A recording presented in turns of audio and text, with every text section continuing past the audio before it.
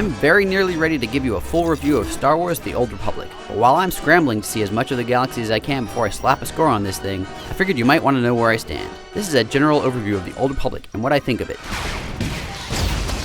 The story stuff. It's really cool. It's basically what you've come to expect from BioWare in terms of conversation options and the repercussions of your actions. At least as a bounty hunter, every other conversation gives me the option to kill someone or let them live. Although I almost always go for the kill without fail, I want you dead. Characters really lay on the guilt to make me feel bad about it. Sometimes they even send me an angry letter afterwards. Good stuff. Quest objectives and combat are exactly what you would expect from your usual MMO. Still go out and kill dozens of the planet's natives or pick up miscellaneous items. But, for the most part, the areas where you perform these tasks are well constructed, and the story elements that bookend each quest help put your actions into context. The Old Republic's crafting system, though potentially a giant credit sink, is the most addictive I've encountered in an MMO. Sending your companions off to scavenge for materials or create weapons or armor modifications may not sound like fun, but the random element of special recipes or extra well-made items means you'll want to keep them going 24/7.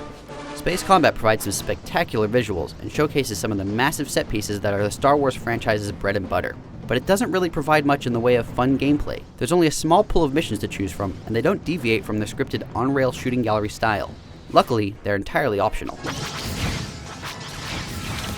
If killing other players is what you play MMOs for, the Old Republic's war zones fill that desire at the worst of times and shine brighter than almost any other game at the best.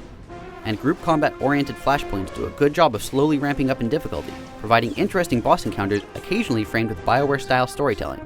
Early flashpoints emphasize the story to a much greater degree than the later ones, though. If you're still not sure whether you should pick up the Old Republic, the main question you need to ask yourself is whether you want to play an MMO or an RPG. Despite the story emphasis and the BioWare glimmer on everything, most of the Old Republic systems are torn straight from other MMOs. If you hated World of Warcraft's combat, for example, you may find the Old Republic uncomfortably familiar.